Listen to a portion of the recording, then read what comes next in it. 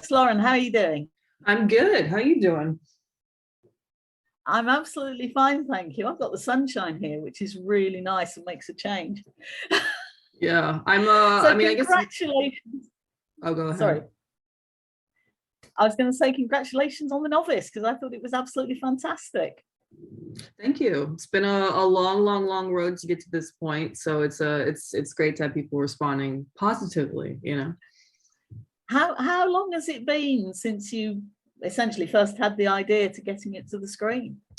I mean, I wrote the first draft of the script in July 2017, then attached producers January 2018, then it was finding the money forever. We shot the end of 2019, luckily right before the pandemic hit.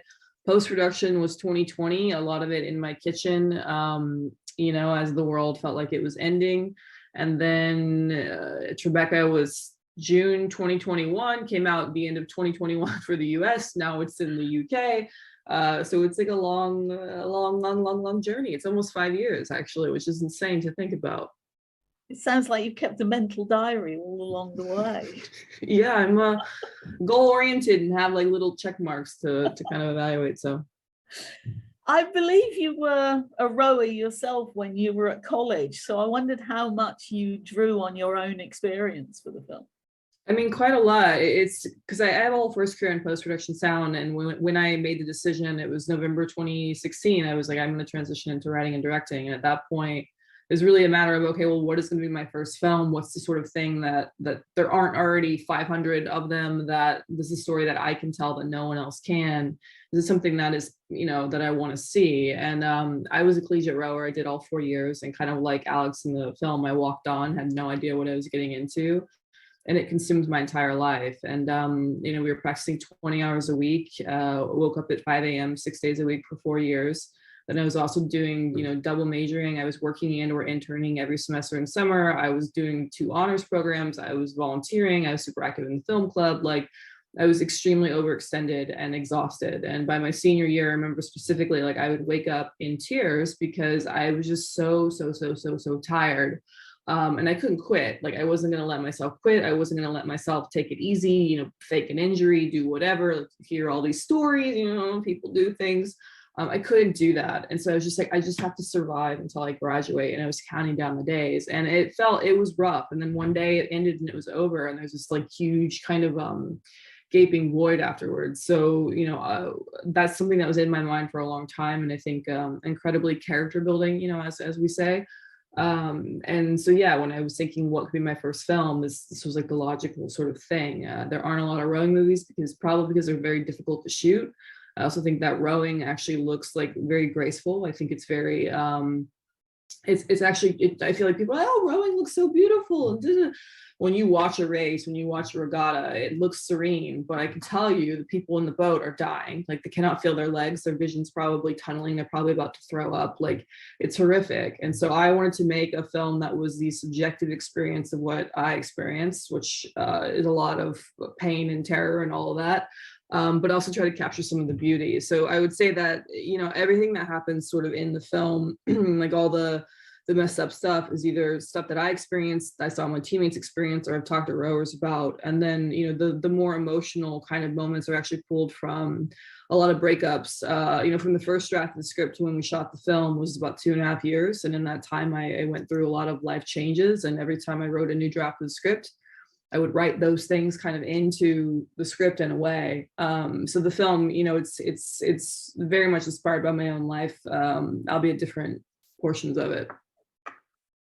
And when you watch the film, I mean, it literally is a film full of blood and sweat and tears. Was it equally intense for you as a maker to actually put it together? Yes, quite so.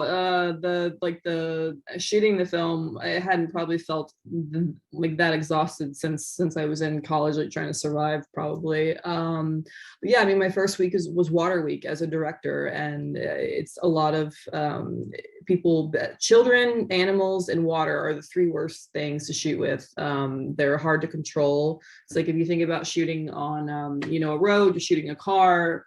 Then imagine if the road is also moving, right? So everything is bumping and moving and you have no control. And it's just like, it was a nightmare. And to have this be my first film, and to have my first, days as a director being on the water near winter, doing these things, sort of commanding a crew who isn't familiar with the sport of rowing and how the boats move and this and that, like where you can step, and telling the grips, like, no, you cannot put like this metal clamp on a honeycomb shell, a $60,000 honeycomb shell boat.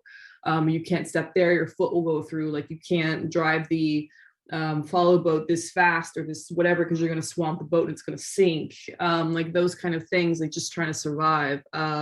So that was a lot, but I think in some ways it was good because we all were in the trenches together, and then when we went on to kind of shoot the rest of the film, we already had that bonding experience, you could say.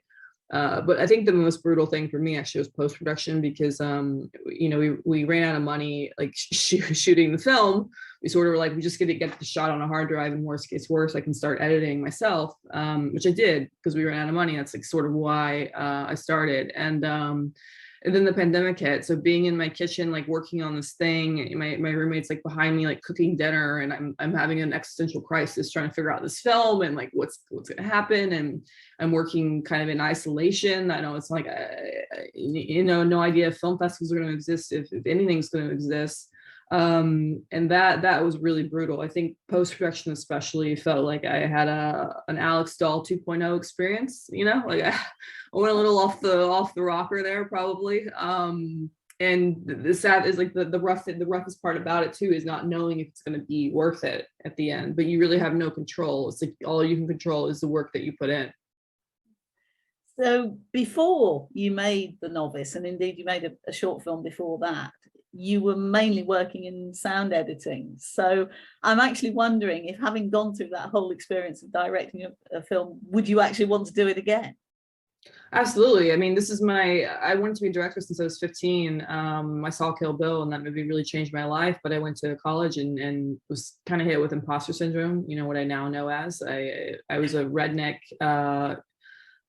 kid and go to the school, and there's like a lot of rich kids, a lot of dudes, and they all got all of the fancy equipment and everything, and like they all seemed so confident and had made all this stuff, and I didn't think that I could be a director because I didn't have all that. And I've also never been super drawn to the visual, and I think a lot of directors are coming into directing typically come from the more visual side of things, and I care about that obviously, but like I've never been nerdy over cameras, over lenses.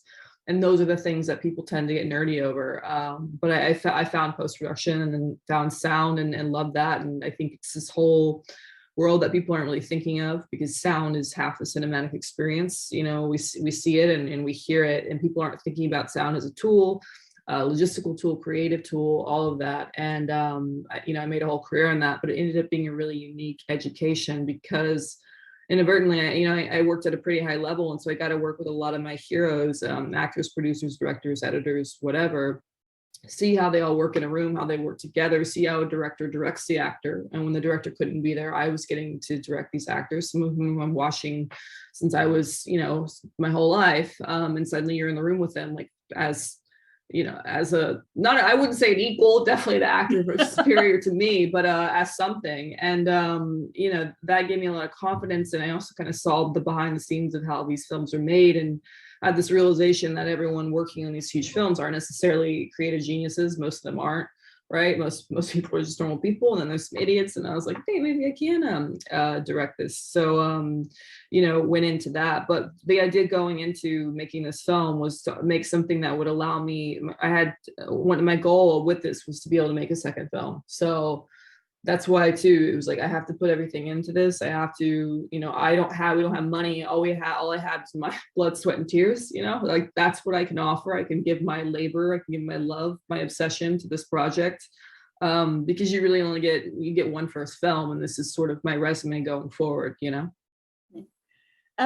of the films that you worked on the sound for, of course, was Whiplash. And I wondered how much that film sort of feeds into The Novice or influences it. I mean, it's not the same. It doesn't have the sadistic teacher and doesn't need him, to be quite honest. But there's definite similarities in there.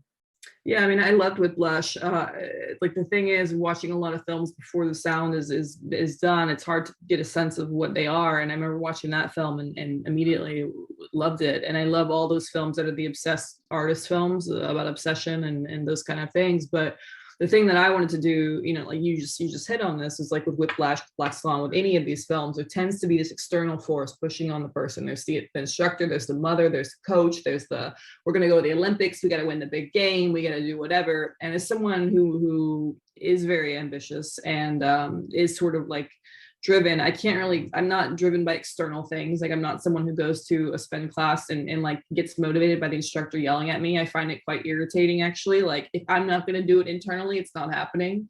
So I wanted to explore this idea of like, what is the obsessed artist trope film when there is no external pressure? And that's what this is. You know, Alex in this film is both the hero and the villain. And I think like in the first half of the film, you're watching her and probably rooting her, and then things start kind of twisting and turning.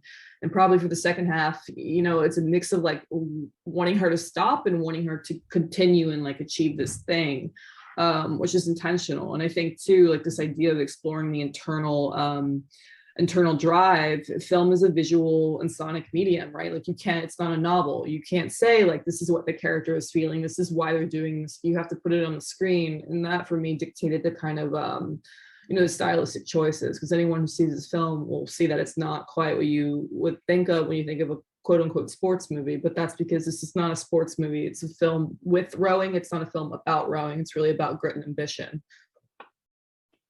So you mentioned how you were editing the film during the pandemic and everything had sort of ground to a halt in the outside world. Have you actually managed to see the film with an audience, and how have they responded to it?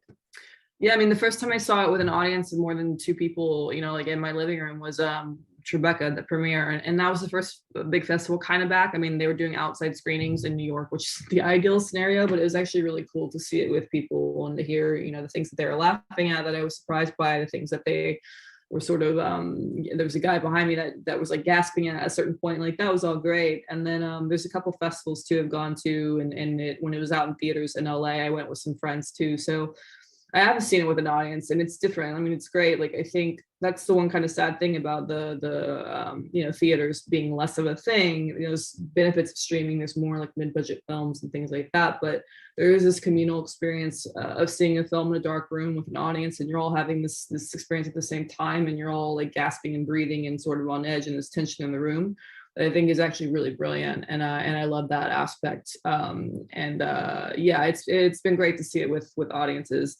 Though at this point I've seen it enough that I'm like, I'm at the, you know, the Flare, and they're like, you wanna sit in and watch the film, and I'm like, I'm good, I've seen it plenty, but thanks. You probably feel like you want to take in something else instead. Yeah, it's like mentally I'm somewhere else, and it's weird like coming back and you know, talking, and because it's been like we said, it's almost been 5 years of this. Yeah. So Lauren, thank you so much for your time. It's been great to talk to you, and like I say, I've thoroughly enjoyed the film, and I hope lots of people get that sort of gasping experience when they see it on the big screen in the UK. Thank you so much. Thank you.